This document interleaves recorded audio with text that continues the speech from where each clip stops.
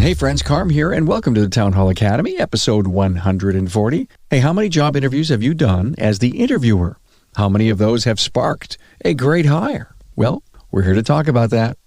From a technical standpoint, we start the interview much the same, right? Dan mentioned 3 Ps, right? And we sort of get into this and go, this is going to be unlike any interview you ever had. Whatever questions you studied in trade school and they told you to be prepared for, you're not going to hear any of them. We want to have a conversation.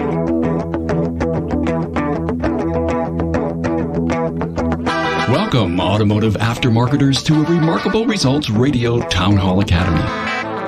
Listen to learn just one thing from today's episode on your journey to remarkable results.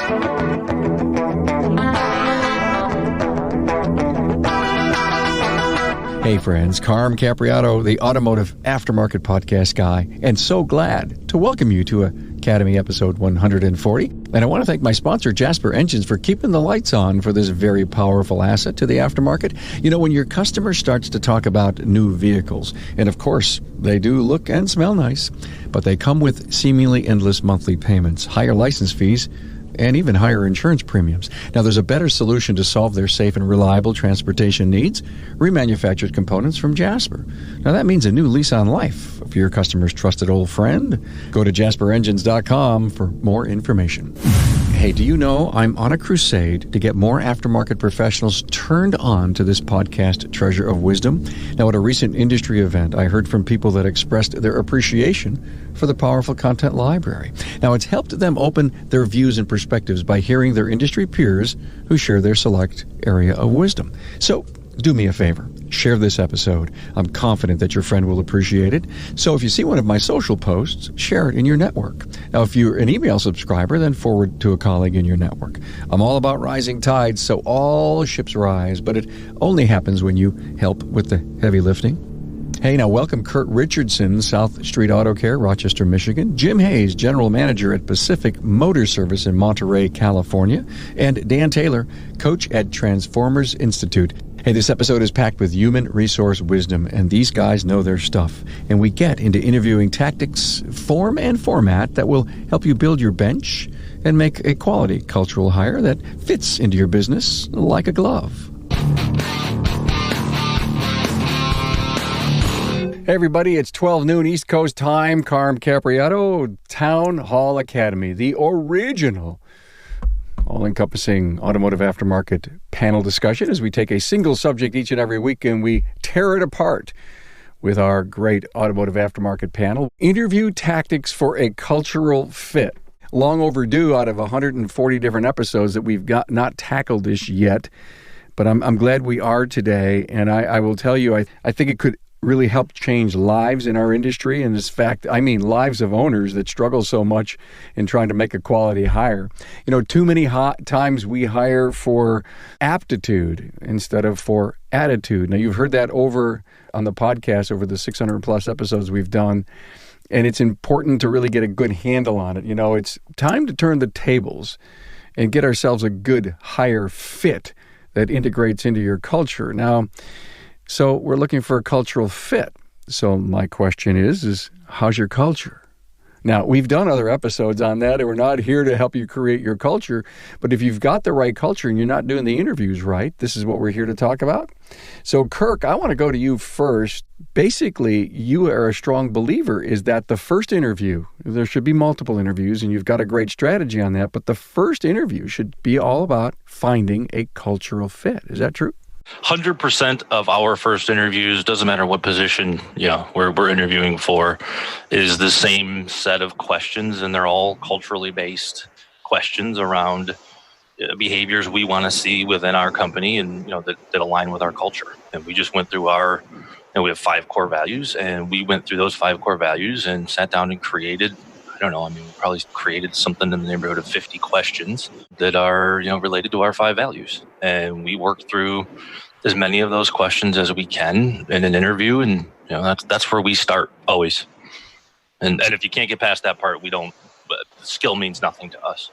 Kirk was so kind to share with me about 28 of those questions, and you were also willing to offer that we put it up on the website. So when this repurposes next Thursday, we'll have these 28 questions of Kirk that help align that first interview cultural fit. For some of those questions, I think context is relevant. I sent that over. And when you asked me, I said, yeah, sure, put them out there. But I do think context and understanding how we conduct our interviews is probably relevant. But I appreciate that, and maybe we need to put a disclaimer up on that. But let's go to Mr. Jim Hayes. Jim, you came on with me a while back with Kevin Donahoe, your the owner of the shop, and we talked about standards and values. And I was very, very impressed with Pacific Motor Service out there in California, how they actually put the standards and the values up on the homepage. And you talk about having a tool to be able to interview from and hire from, and that would be the standards and the values in the company. And how important are those in your interview processes, Jim? Well, I think, like Kirk said, it's paramount. They're probably the number one focal point. I have a big sign on the wall behind me when we're interviewing, and we bring them up every time. We don't have a prescribed 50-question blotter that we go down, but we do have that very first conversation. We call it a drive-by interview, and it's 30 or 45 minutes where we can talk to the individuals and get to understand where they're coming from, their underpinnings, or maybe even the substrate of their psychology when it comes to working. Are they viewing their job or their career path as a responsibility? Is it just a job? Are they absolutely going to fit into our culture? And the standards and values are very dear to us. It's something that we talk about daily with our entire staff. So we get to it right away. We kind of frame ourselves as outliers in the industry, and we're not your typical people. We're going to talk to you about culture and standards and values every day, all day. And that's kind of the underpinnings of that first interview. You can pretty much find someone who is, what's going on here, Jim? What kind of place you want me to join here? This looks really weird and off the wall. Well, precisely. I think that's the goal. I heard someone say at one point that you're going to have I can't remember who it was or what the exact number was, but you're going to have a high percentage of turnover if you do short, sweet, quick interview hiring processes. We're actually trying to eliminate 95%. About 95% attrition rate is what we're looking for before we hire them. So we figure if we have a nice, rigorous process to go into it, then it's going to be less painful on the back end. Dan, if I have no culture, don't even bother to listen to this podcast, right? Yeah, you bring up a great point, Carm, and would concur with everything Kurt and Jim have said so far. Obviously, I deal with shops all over the country, and I really am flabbergasted at times that sometimes the organizations have been around for decades, and there's a vibe, there's a personality to their company or their culture, but they haven't taken the time to write those things down. Right. So one of our first steps is we've got to stop and define our mission statement. We have to stop, vision and mission, and some of those get mixed up, and that's fine. We're not here to talk about those. But cultural values or principles or statements or behavioral things that we expect from our employees, those can be written down and defined. And I know reading through the information that we all shared before we got on this panel, it was amazing. The three of us have not talked at all, but yet every single thing we said within the comments that came from each one of us really paralleled. They were just in a little bit different packages. But yeah, you've got to define your culture right out of the gates and dig deeper. What does that mean as far as expectations, the environment? I think Kurt mentioned behavior as well as Jim. What are the behavioral standards that we conduct ourselves and interact with each other for 40, 50 hours a week? What do we have? What are those standards and how are we going to behave? And, you hear these big words like respect, integrity, teamwork, communication, learning. You got to dig deeper. You need to really put examples down. What does that mean to respect? Well, internally it might mean that we stop jumping to conclusions. We actively listen and hear what the other person's saying. We ask for clarification. We reiterate what that person just said, and then we give them respect in the sense of whatever they have to share has value. So that would be just one quick example of getting down into the nitty-gritty of what does it look like to respect somebody within our own organization, and how do you behave and how do you conduct yourself within that one word. My little takeaway from what you just said, when you said confirm and clarify, I heard the word listen. And so, team, are we supposed to talk a lot during the first interview or listen a lot? I think it has to remain conversational. It can't be one way. I think there's ample opportunity for both parties to speak, and we try to encourage the other person to ask as many questions as possible because it's got to be a mutual fit. Yep. We're inviting them to eliminate us as a likely team as we are reserving the right to eliminate them as a likely teammate in the process. I think it's got to be pretty equal. But why do we do that? Why do we typically talk? Are we selling on that first interview? Of course. I think the proportion in which you talk is probably in relation to who you are interviewing. You sit down across from a 22-year-old kid who's new in the industry, and they're 22. A lot of times they don't have a lot of. You ask a question such as like define integrity, and they've not thought through that a ton. And that is space to talk about your culture and the expectations of whatever company you're interviewing for. And where we sit down and talk to 50-year-old people, and you ask a question such as, "Can you define empathy?" And you get a lot more input. So, as a general rule, you want them to speak, but if you're asking questions that are tough and that they've not rehearsed for. Sometimes giving context and or guidance as to what the question is about, that happens sometimes. I wouldn't say there's a 100% set rule. Yeah, I'd agree with that. I would submit to everybody though that those you can start off every interview with what I call the 3 Ps: the purpose, process, and payoff of that interview. What's the purpose? We're here to get to know each other. What we're going to do is I'm going to ask you some open-ended questions. There's no right or wrong to those questions. Try to get them, like Jim had just mentioned, conversational. And as Kirk mentioned also, it's going to be situational with age, experience, and a bunch of things. But I'm going to ask you a bunch of open-ended questions, and there's no right or wrong to those. And then finally, I want to make sure that I answer some questions that you have that might have come up in your mind or questions that you might have brought with you. And then once that's established, you can start with some fairly, well-received open-ended questions from all your candidates. Like, if you could define what a great work environment for you, what does that look like to you? And of course, depending on what their age and their experience, that might give you a very short answer, and you just keep asking why, tell me more. And eventually they'll open up and really convey what their thoughts in that arena are, and then you can start dissecting down whether they may or may not match up with your own culture by what they shared with you. Thought, guys, I'm brand new to this. I'm really struggling as a shop owner to really improve the people that I'm hiring.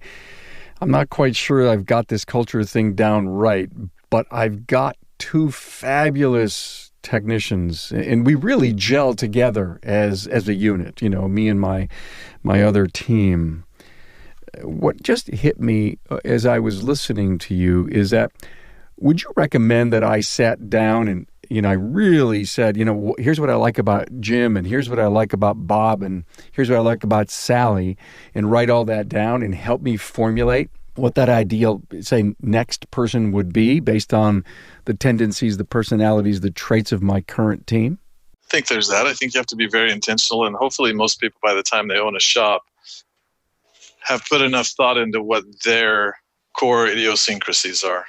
Meaning, a culture is going to be a product of you in many respects. And what you want that to be has to be very intentional. So if you're in a shop situation, you've got your first 2 hires and they are a fantastic fit. Well, you got pretty lucky, I think. But that's a great time to start getting into the granular and finding out what makes your culture great. Like Peter Drucker said, culture eats strategy for breakfast. So I think the earlier the better, yes? Yeah, I would add something to that, though, Carm, where, I sat down and I involved basically everybody that worked with me. And I said, hey, we got to define a culture. And what is it that is near and dear to your hearts? The culture is defined by the people that you work with. I could set a culture and go, this is the things that I value. And I could have 7 people that I work with that don't go, I don't value that. So coming to some sort of common ground, if you want to start, sort of developing a culture and putting it on paper and such, developing, some input and some involvement from the people that you work with. Because if you just show up and go, yep, this is the new culture, and whether that fits for you or not, or you disagree with that or not, it doesn't matter. This is the culture.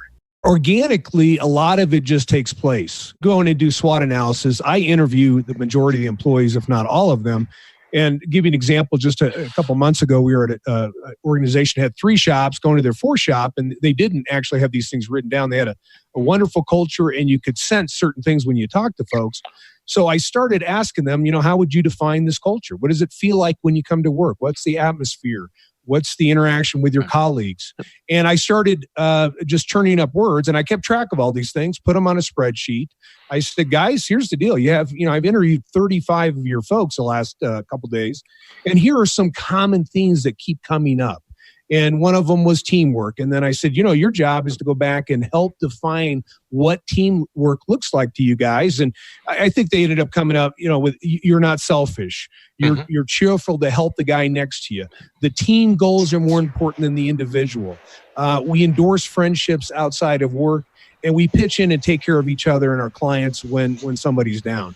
And so they came back and defined what teamwork looked like for them. And then now they can use that as a filter. And of course, this is obviously what the whole conversation's about. How do you interview people and run them through that filter? But it comes organically. It comes from the people that are already there. They helped establish what the culture is. And it's unspoken, but it definitely has overtones, and there's a feel and a vibe to it. And you're going to have a culture that is specific to your local community. Meaning, if Kirk, for instance, he said he's buying a shop or 2 right now, and he may own a shop or 2. I don't know a lot about Kirk yet, but he's going to have a desire to have a company culture. But if he has 3 or 4 units, there's going to be a local culture that is predicated by the local management, right? Even though you may have, for instance, a Nordstrom, which is a nationwide, worldwide company, they desire to have one culture, but they're really going to break that down to making sure they hire the right type of people to fit those roles so that their local cultures will be at least a reasonable reflection of their company desired culture. I found it fascinating with something that Kirk said a little bit ago. Kirk, you said, you sat down and asked the team, hey, we've got to build this culture here. What do you value? What if they said something to you, Kirk, that you didn't value? You're not looking to bring everything that they want into your company if it doesn't match you. No, I mean, you're looking for thoughts, ideas, right? And then you're going to take that and you're going to shape that and whittle that down into something that's core, right? And is to the best of your ability shared by everybody in the building. And that's where we started. No, I mean, we had, like Dan was talking about, we had, probably 50 words thrown out, 50 sort of concepts or thoughts. And we had to, and part of my job as the leader was to take that and maneuver that into something that's core. When you sort of put that over everybody, you said, multiple of these 5 values show up in basically everybody. And that was sort of my job. And I said, okay, cool. Now we can say these are some core values. Is everybody, we'll use the term perfect in all 5 facets of our core values? No, not even close. That's foolish. But there is the bulk of the values reside in everybody we hire. Yeah, Carmen, another way you can look at this is these become like social contracts. They're unwritten, but once they're identified as values that everyone at least strives to abide by, and like Kirk just mentioned, you don't expect people to be perfect in every category every day, but you do expect them at least to adhere to every day they're striving to do well in these areas, and that maybe one of the values is that constructive feedback or speaking into that person's journey, that you're allowed to say, these are one of our core values, and the way whatever just happened with you and Jimmy doesn't really reflect that. Could you take a look at that again? And it's a much softer way of correcting folks and having them get back on board. But they're really social contracts. They're unwritten, but this is the way we all agree to conduct ourselves, interact, and behave while we're here in this environment that we spend so much time with. Yes. This would all be discussed in the hiring process, but a lot of this is downstream from the hiring process. This is stuff to maintain a culture versus to create a context within which we hire for that culture. Hey, I'm with Brian Weeks from ATC Auto Center. Brian, why Jasper Engines and Transmissions? So I think Jasper, the reason why we chose to deal primarily with Jasper is the quality of the product and the people. I know that it is a associate-owned company, but it's more about the people. They do what they do in this industry that is tough, and they stay on top of the cutting-edge engineering, changing and maybe developing ways around known problems and issues. So they're adding value. They're making things better. Oh, absolutely. Absolutely. They're taking a situation that you may have a common failure with and going in, taking it apart, going through the engineering, the R&D department, and saying, okay, how can we make this better? And then from that standpoint, it comes to us that at the end of the day, the end user gets much more value for the dollar that they spend. Hey, Brian, thanks for your time. Carm, thank you. The title of this is Interview Tactics for a Cultural Fit. Let's get into some tactics here, okay?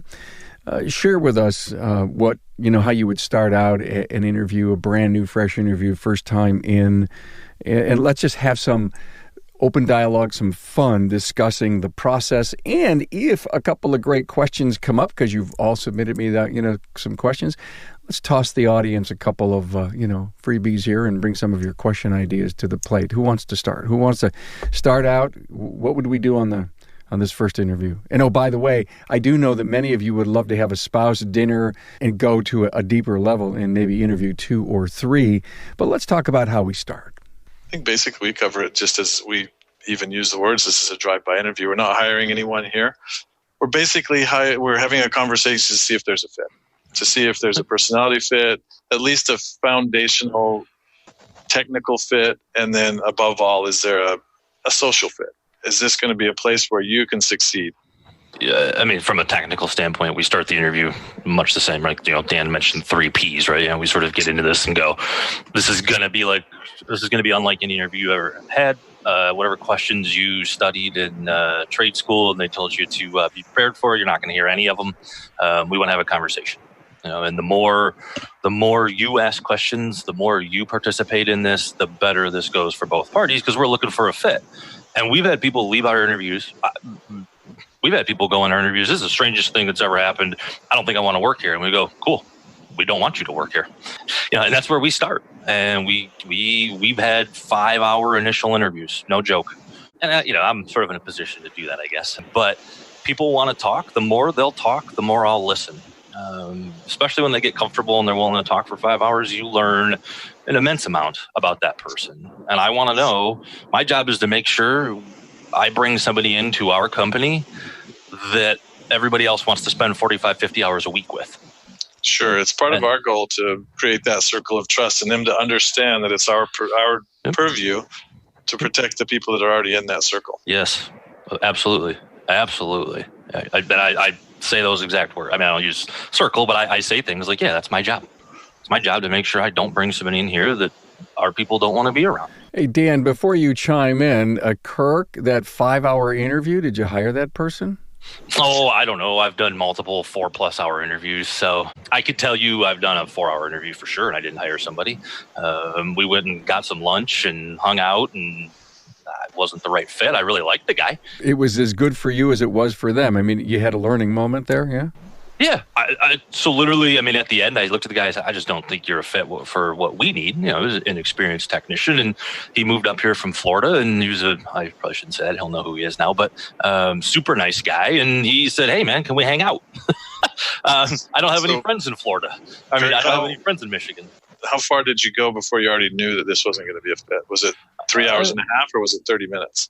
So generally speaking, I'll know within half an hour to an hour, and that turned far more relational. I mean, we just started talking, but I have interviewed people for 4 hours where I go, I think you're a good technician. I also think, Carm doesn't like if I swear, so I think you might be a jerk, and it's my job to sit here and just poke and poke and poke and poke and poke until I either am convinced you're not a jerk or you've proven to me that you are.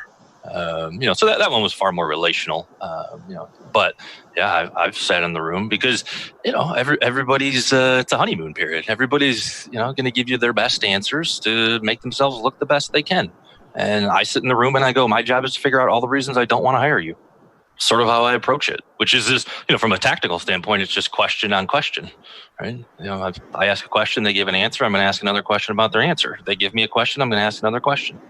Sometimes with some context, because they don't always like my questions. So how many people get to the second interview, would you say, on average? Less than 50%, honestly. We also, I interview perpetually. And I'm pretty open about that with most people. I mean, I'm interviewing when I don't have a spot, honestly. That's a great point, everyone. The quote-unquote shortage, you've got to be always recruiting. Well, if you hope to fill the spot with someone who meets that culture, I think you have to have someone in the pipeline, because lives change. You could have the best guy, the best cultural fit on your staff walk out the door because there was an illness or financial or Yes. Well, he hit the lottery. Yeah. Or maybe hopefully then they just invest in the company. But yeah. You need some pipeline. You need that pipeline full, at least to some extent.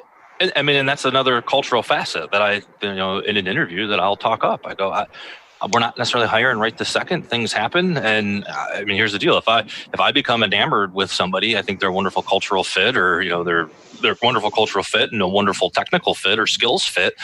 I'll go and grow the business if I need to, and I've done that in the past. So, I think it's my job to find all of the most talented people I can that fit our culture, and I'm relentless on that. And if you have that pipeline full of candidates, not full, but at least you have somebody to fill a spot, you can prune. Right now as a team, our group is reading a book by Henry Cloud called Necessary Endings. Mm-hmm. And it's basically outlining the fact that you have to prune. There's always got to be pruning going on, because there's going to be maybe a long-time fit has become not so fit anymore. And you have to go. And that gives you the freedom to prune when necessary as well. Yeah. That's a good term. I'm gonna hang on to the pruning term. What was my takeaway from this interview? Pruning. Well, I mean, if you're a large enough organization and you got 14 people, you're I guess you're a perpetual pruner. That might be that's probably an appropriate term. I assume Jim's probably managing quite a few people, and that's true. There's pruning that happens. And hopefully not, but it's a fact of life. I mean, one of the lines in that book is, if you're not pruning, you're probably keeping too much of what's not needed. I would generally speaking agree with that at some level. Hey, Dan, initial tactics, on that first interview. Any ideas for us? Well, I'd certainly agree with both what Kirk and Jim said. Yeah, a lot of this is the mentality, and what happens is people become resentful towards interviewing. They become resentful towards the whole thing. One of the things I appreciate about both Jim and Kurt is they've embraced this, and this is part of their culture. They're going to have a great interviewing process to make sure people don't get on the bus that don't belong on the bus. So I think one of the key things is I don't tell people they're interviewing. I tell them we're going to have a conversation. I just want to get to know you. One of the word pictures I use is, we're really looking for a round hole, round peg. You pick your shape, star, it doesn't matter. But at the end, I would hope, Mr. Candidate, that you're in the same place we're at. We want you to look at us, and we want to look at you and make sure this is a great match. So that's part of that, the purpose, process, and payoff. I get that right out of the gates, that this is a conversation to get to know you better. And then, just like both these guys have mentioned, it's question after question. Allow them to ask some questions when appropriate. I guess I have never done a 5-hour interview, so I appreciate that. I'm probably in the spot where, after thousands and thousands of interviews, I usually know within a half an hour to an hour of teasing up certain things. I'm looking for themes. I'm looking for keywords that are enticing, and then dig a little deeper on those and have these folks explain what that means to them, or what the experience was. And I know some of the information we had on here was, behavioral based questions or anecdotal type questions of getting them to tell stories, getting them to tell what happened in different situations. And that really is how you get to know somebody, because at the end of the day, and I share this with my key leadership group, past performance will predicate future performance every time. Past performance will predicate future performance. I disagree with that.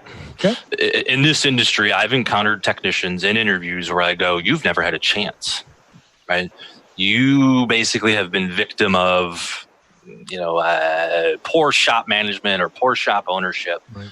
And this is where I can, I can tease some of these things out, you're talking about, where I go, actually, I think you're a pretty hard worker. You're probably a pretty good dude. I don't think you've ever been given a chance. I don't think you've ever been given a chance to show what you're capable of. Said this publicly. I mean, we've taken some guys off the trash heap and sort of made them look like superstars not because of anything we've really done. We've just put them in a spot where they can showcase what they actually have. I think you'll get both. I think there's logic in both statements, right? Sure. It would be blind to take everyone who's performed poorly in the past and not give them a shot if you see the culture fit. Yes. But there are those outliers that do succeed. But if you want to talk about effect size, if their past performance over the course of 12 or 15 years has been moderate or mediocre, they're probably not going to turn into superstars. But if they're a young guy, I think Kirk's absolutely right. A guy who may have been a loop tech for 3 years, who's got fantastic diagnostic ability, and you won't discover that. But a lot of that for us, and I may be a little close-minded here, but I can typically shake a hand, look in an eye, see what they're wearing when they show up, what time they show up, what their resume states, and within 5 or 10 minutes, I'm either in or out on the next interview. For me personally, and I'm not always right here, but it would be an exercise in futility. I think, generally speaking, to a fault, maybe I'm either checked in or checked out after the first 15 minutes of an interview. Yeah, I by no means am recommending 5-hour interviews. Generally, our interviews are hour and a half. I don't even have 5-hour energy. I've sat in interviews because they'll talk and they're interesting and they're engaging, and part of it is it's recruiting. Yeah.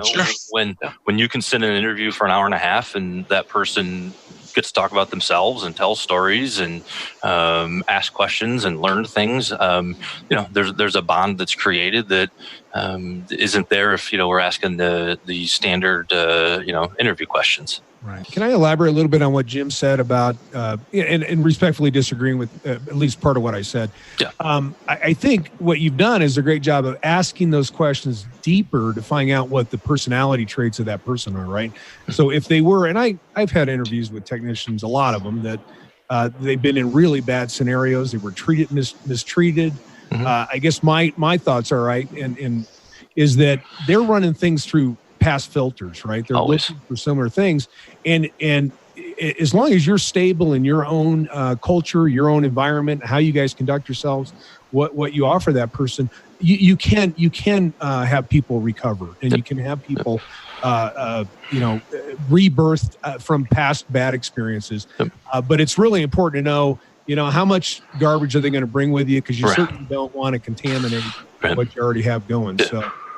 Again, I think you bring up a really valid point. If you dig deep enough with folks, sometimes at the core of the being of who they are, they're really an awesome person. They really do care about other people, and they really do have great work ethic, and they want to be on a team and they want to come to work that they feel great working there and be part of that environment and contributing.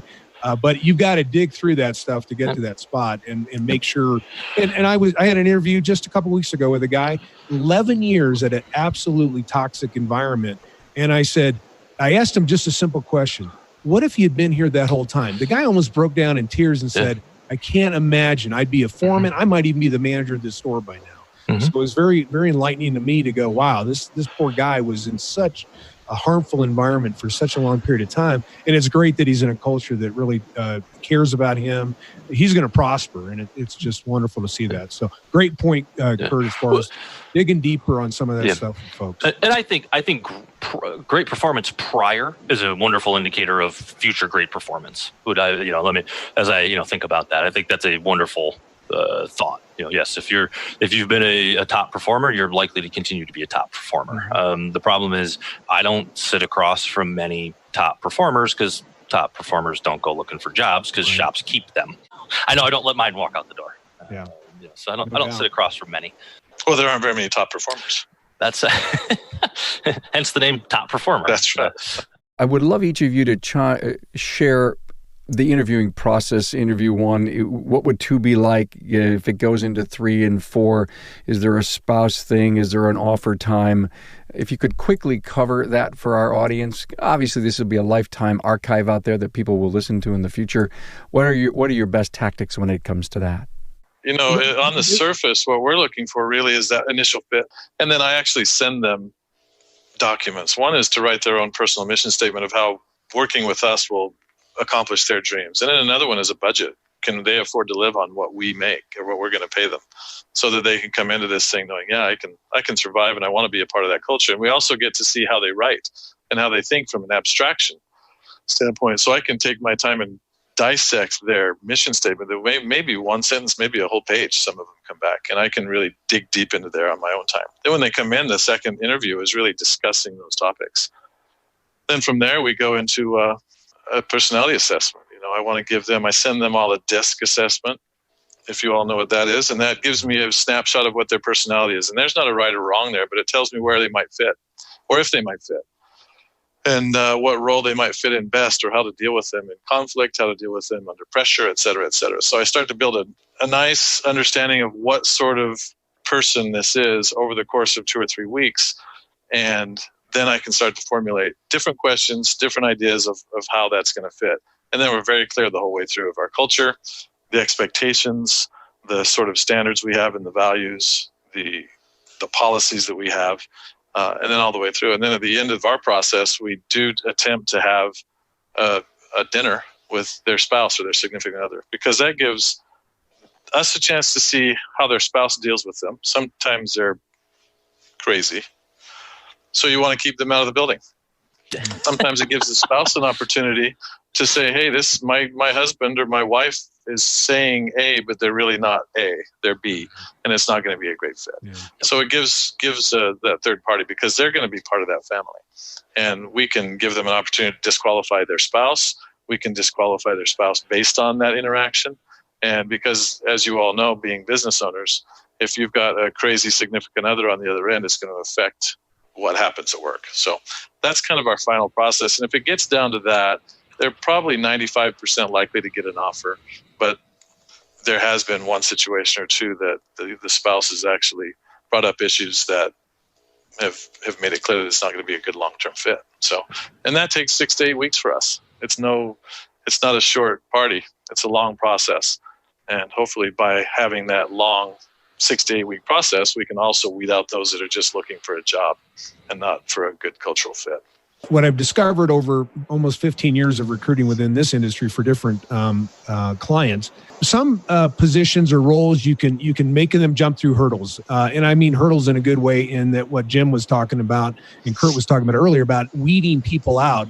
I have written questions I sent out to service advisors and managers, and I'm looking for reaction time, the answers to the questions. Can they write in a typing wise? Can they answer the questions articulately? Looking for grammar errors. I don't get real hung up on that, but I at least look for those things.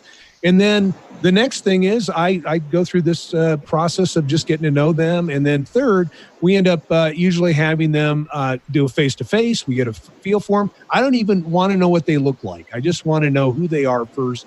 And then later on, because I don't want to run them through my own faulty filters on judging people. So I don't see anybody until probably the third interview or fourth interview. We also run people through team interviews, where everybody gets to have a conversation with them. And then finally a working interview. And then a lot of times there's even an interview beyond that to get a final stamp on them. So I think the key to all this, and Jim's already mentioned this, elongated hiring process. This is not a desperation. You really take your time and make sure they're a good match. And the other dividend that pays in ROI is these guys all talk to each other. So even if you don't hire them, they had a great interaction, a great experience with you. They'll tell their friends and neighbors, and it just makes recruiting a whole lot easier moving forward. We've done all of those things and still do many of those things. For service advisors, this is what I can tell you. This is the most telling. I mean, we can get past the cultural portion of the interview and we get into a second interview with skills. We just role play. And it's, we have 20 questions. We go and grab 5 tickets from downstairs and we go, let's walk through this process. Like, I'm going to walk in, I'm going to be the customer. You're going to do the write-up. You're going to do you're going to sell the job. You're going to do the follow-up. You're going to do the updates. And we just role play, especially if they have experience. I mean, we've hired service advisors without experience, and now we're more into what are your instincts.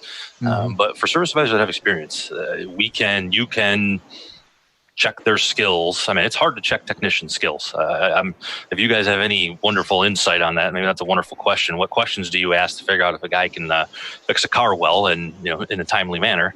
Yeah, we actually do. We actually bug cars, and then we have a working interview and lots of grace. But we want to know how they go about diag work and different things. So that has worked really successful. We use the 90-day probationary period for that stuff, right? Yep. It's a critical part. Step 10 and 11 of our process is the 90-day probation, where it's actually part of the hiring process. And we are probably push harder and stronger on cultural fit, on expectations on a daily basis in that 90 days, because that's part of the hiring process. If you make it through 90 days, you're in, maybe, because then the following 90 days, the next 90 days, we're setting more goals, setting more standards and raising the bar a little higher.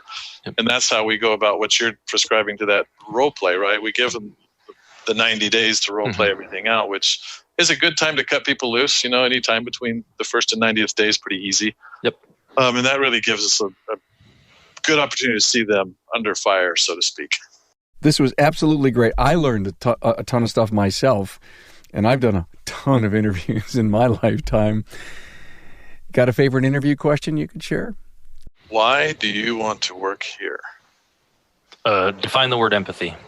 Mine's probably a bigger picture question. I want them to tell me what's the best environment for them to be conducive for them to be happy, do well, perform, really enjoy their work. Thank you to Kirk Richardson, South Street Auto Care, Rochester, Michigan. Thank you so much, Kirk. Jim Hayes, Shop General Manager at Pacific Motor Service, Monterey, California. And Dan Taylor, Coach Consultant, Transformers Institute. Thanks, Carm. Thanks, guys. Thank you. Appreciate it. Have a great day. Thanks for being on board to listen and learn from the premier automotive aftermarket podcast. Until next time,